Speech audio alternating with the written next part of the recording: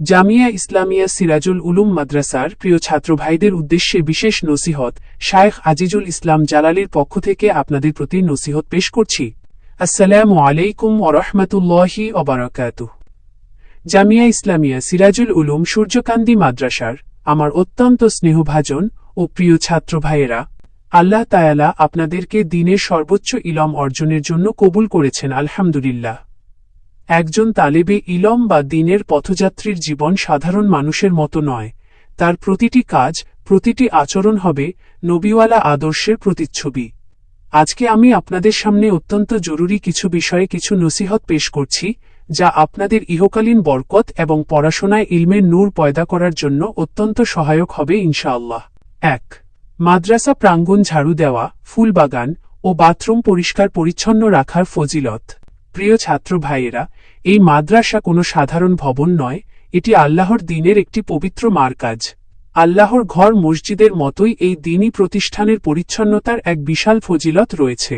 পবিত্র কুরআনে আল্লাহ তাআলা ইরশাদ করেছেন, নিশ্চয়ই আল্লাহ তাআলা তওবাকারী এবং পবিত্রতা অর্জনকারীদের ভালোবাসেন। সূরা আল বাকারাহ ২২২। রাসূলুল্লাহ সাল্লাল্লাহু আলাইহি ওয়াসাল্লাম পরিষ্কার পরিচ্ছন্নতাকে ঈমানের অর্ধেক ঘোষণা করে বলেছেন, পবিত্রতা হল ঈমানের অংশ। সহিহ মুসলিম। আপনারা যখন নিজ হাতে মাদ্রাসার আঙিনা ঝাড়ু দেবেন, ফুলবাগান সুন্দর রাখবেন এবং বাথরুম বা ওয়াশরুমগুলো পরিষ্কার ও পরিচ্ছন্ন রাখবেন, তখন আপনাদের অন্তর থেকে অহংকার ও রোয়া লোক দেখানো ভাব দূর হয়ে যাবে এবং সেখানে আল্লাহর মহব্বত আর নম্রতা পয়দা হবে। ইতিহাসে এসেছে, আম্বিয়া আলাইহিমুস সালামগণ সবসময় পরিচ্ছন্নতাকে ভালোবাসতেন। খলিলুল্লাহ হযরত ইব্রাহিম আলাইহিসসালাম এবং হযরত ইসমাইল আলাইহিসসালামকে স্বয়ং আল্লাহ তাআলা ঘর পরিষ্কার করার আদেশ দিয়েছিলেন। আল্লাহ তাআলা বলেন, এবং আমি ইব্রাহিম ও ইসমাইলকে আদেশ করলাম, তোমরা আমার ঘরকে তওয়াফকারী, অবস্থানকারী ও রুকু সিজদাকারীদের জন্য পবিত্র রাখো। সূরা বাকারা ১২৫। তাই আল্লাহর দ্বীনের মারকাজ ও বাথরুম পরিষ্কার করা কোনো ছোট কাজ নয়, এটি আম্বিয়া আলাইহিমুসসালাম ও পূর্বসূরি বুজুর্গদের সুন্নত। ২. ছাত্রাবাস, হোস্টেল পরিষ্কার পরিচ্ছন্ন রাখা। আমাদের দ্বিতীয় গুরুত্বপূর্ণ পয়েন্ট হল ছাত্রাবাস বা আপনাদের থাকার কক্ষ পরিচ্ছন্ন রাখা। কিতাব ও হাদিস পড়ার পাশাপাশি যে ঘরে আপনারা রাতযাপন করেন, ঘুমান এবং তাহাজ্জুদ পড়েন, সেই ঘরটি পরিষ্কার রাখা অত্যন্ত জরুরি। প্রতি সপ্তাহে অন্তত একদিন আপনাদের সবাইকে মিলে পুরো ছাত্রাবাস বিশেষভাবে পরিষ্কার পরিচ্ছন্ন বা সাফাই অভিযান পরিচালনা করতে হবে। যে ঘরে ময়লা থাকে, কাপড় চোপড় অগোছালো থাকে, সেখানে রহমতের ফেরেশতারা আসতে স্বাচ্ছন্দ্য বোধ করেন না। অথচ যেখানে তালেবে ইলম বা দ্বীনের ছাত্ররা থাকে, সেখানে ফেরেশতারা তাদের ডানা বিছিয়ে দেয়। তাই আপনাদের থাকার রুমগুলো সবসময় গোছালো এবং সুগন্ধিময় রাখবেন, যাতে পুরো ছাত্রাবাসে একটা দ্বীনী ও পবিত্র পরিবেশ বজায় থাকে। ৩. লিল্লাহ বোর্ডিং এর খেদমত ও এর ফজিলত। আমাদের নসিহতের তৃতীয় এবং অন্যতম বরকতময় পয়েন্ট হল লিল্লাহ বোর্ডিং। মাদ্রাসার লিল্লাহ বোর্ডিংয়ে যে সমস্ত ছাত্র বা দায়িত্বশীল ভাইয়েরা রান্নাবান্না, খাবার বন্টন বা বোর্ডিংয়ের নানাবিধ কাজ করে থাকেন, তাদের এই খেদমত আল্লাহর দরবারে অত্যন্ত মকবুল। রাসূলুল্লাহ সাল্লাল্লাহু আলাইহি ওয়াসাল্লাম ইরশাদ করেছেন, আল্লাহ তাআলা ততক্ষণ পর্যন্ত বান্দার সাহায্যে থাকেন যতক্ষণ বান্দা তার অপর ভাইয়ের সাহায্যে লিপ্ত থাকে। সহিহ মুসলিম। লিল্লাহ বোর্ডিংয়ের কাজ করা মানে সরাসরি আল্লাহর মেহমানদের, তালেবে ইলমদের সেবা করা।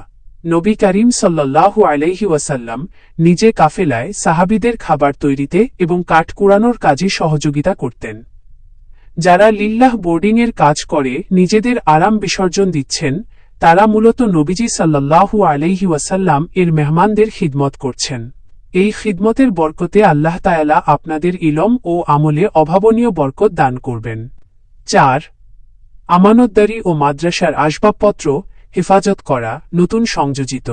আমার প্রিয় ছাত্র ভাইয়েরা, আরেকটি অত্যন্ত গুরুত্বপূর্ণ বিষয় হল মাদ্রাসার সম্পদ ও আসবাবপত্রের প্রতি আমানতদারি রক্ষা করা। মাদ্রাসার প্রতিটি ফ্যান, লাইট, পানির ট্যাপ, কিতাব, টেবিল, ল্যাট্রিনের বদনা কিংবা বালতি, এগুলো সবই মাদ্রাসার তথা দ্বীনের আমানত। রাসূলুল্লাহ সাল্লাল্লাহু আলাইহি ওয়াসাল্লাম ইরশাদ করেছেন, যার মধ্যে আমানতদারি নেই, তার মধ্যে ঈমান নেই। মুসনাদে আহমাদ। যদি আপনাদের চোখের সামনে মাদ্রাসার কোনো জিনিস নষ্ট হতে দেখেন, যেমন কোথাও কোনো পানির ট্যাপ অকারণে ছেড়ে রাখা হয়েছে কিংবা ফ্যান বা লাইট বিনা প্রয়োজনে চলছে, সেটিকে নিজের চোখের সামনে অবহেলায় নষ্ট হতে দেবেন না। পূর্ণ আমানতদারির সাথে এবং নিজের দায়িত্ব মনে করে সেই পানির ট্যাপটি বন্ধ করে দিন। অপ্রয়োজনীয় ফ্যান লাইটের সুইচ অফ করুন। মাদ্রাসার কোনো সম্পদ ক্ষতিগ্রস্ত হতে দেখলে বা কেউ নষ্ট করতে চাইলে তা থেকে বিরত রাখুন এবং প্রয়োজনে মাদ্রাসার কর্তৃপক্ষকে জানান। মনে রাখবেন, দ্বীনি প্রতিষ্ঠানের জিনিস অপচয় বা নষ্ট করা মারাত্মক গুনাহের কাজ। এই আমানতদারি আপনাদের চরিত্রের এক মহান গুণ হিসাবে আল্লাহর দরবারে কবুল হবে। ৫. কাজের মূল উদ্দেশ্য, ইখলাস ও নিয়তের পবিত্রতা। আমার প্রিয় ছাত্ররা, এই যে মাদ্রাসার আঙিনা পরিষ্কার করা, বাথরুম সাফ করা, আমানতের হেফাজত করা কিংবা লিল্লাহ বোর্ডিংয়ের খিদমত করা, এই সমস্ত কাজকর্ম যারা করবেন, আপনাদের প্রতি আমার বিশেষ আকুলতা হল আপনারা এই কাজগুলো একমাত্র এবং কেবলমাত্র আল্লাহ তাআলাকে খুশি করার জন্যই করবেন। অন্তরে কোনো প্রকার দুনিয়াবী স্বার্থ বা বিনিময়ের আশা রাখবেন না, কারণ দ্বীনি কাজের আসল প্রতিদান দুনিয়ায় নয়, আখিরাতে আল্লাহর কাছে জমা থাকে।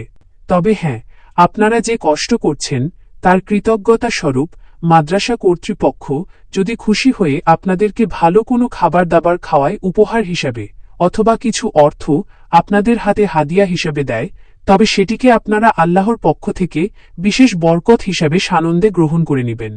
কিন্তু নিজের মনের ভেতর আগে থেকে কোনো কিছুর পাওয়ার ইচ্ছা বা আকাঙ্ক্ষা পোষণ করবেন না। একজন মুখলিস খাঁটি তালেবে ইলমের লক্ষ্য হবে শুধু আল্লাহর সন্তুষ্টি। ৬.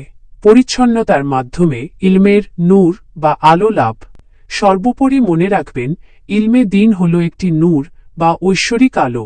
এই আলো কখনো নোংরা অন্তরে এবং নোংরা পরিবেশে প্রবেশ করে না। বিখ্যাত মুহাদ্দিস ও ফকিহগণ উক্তি করেছেন যে, পরিচ্ছন্নতা ও পবিত্রতা ইলমের স্মৃতিশক্তি এবং মেধা বাড়িয়ে দেয়। আপনারা যখন মাদ্রাসার ওয়াশরুম, আঙিনা ও বোর্ডিং পরিষ্কার রাখবেন, তখন সেখানে কোনো দুর্গন্ধ থাকবে না। পবিত্র ও পরিচ্ছন্ন পরিবেশে রহমতের ফেরেশতাদের আনাগোনা বৃদ্ধি পায়। আর যেখানে রহমতের ফেরেশতারা থাকেন, সেখানে আল্লাহর পক্ষ থেকে ছাত্রদের অন্তরে ইলমের নূর বা বিশেষ আলো ঢেলে দেওয়া হয়। নোংরা পরিবেশ মানুষের মনকে কলুষিত করে এবং পড়াশোনায় অমনোযোগিতা তৈরি করে। তাই আমার গভীর নসিহত হল, আসুন আমরা আমাদের এই প্রিয় মাদ্রাসার প্রতিটি কোণ সবসময় ঝাড়ু দিয়ে চকচকে রাখি এবং প্রতিটি সম্পদের আমানত রক্ষা করি। এটিকে কোনো ছোট কাজ মনে করবেন না, এটিও একটি ইবাদত এবং বরকত অর্জনের মাধ্যম। আল্লাহ তাআলা আমাদের সবাইকে এই নসিহতগুলোর ওপর আমল করার এবং ইখলাসের সাথে ইলমের সঠিক নূর অর্জন করার তৌফিক দান করুন। আমিন।